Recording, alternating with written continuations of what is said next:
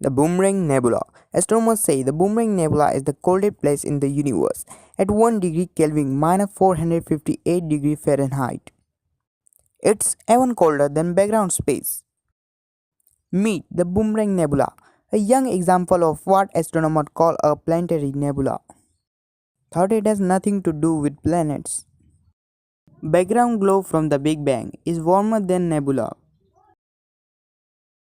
Aside from the CMB cold spot, it is the only object found so far that has a temperature lower than the background radiation. The Boomerang Nebula is a protoplanetary nebula located in the constellation Centaurus. The nebula lies an approximate distance of 5,000 light years away from Earth.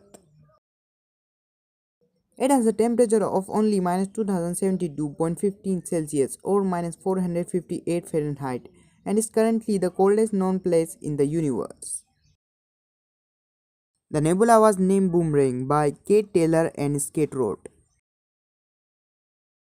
With a temperature of minus 2072 Celsius, it is the only 1 Celsius warmer than absolute, the lower limit of all temperatures. As the central white dwarf continues to expel material from its surface and outflowing gas continues to wave outwards, the nebula continues to its expand at a rate of 164 km per second.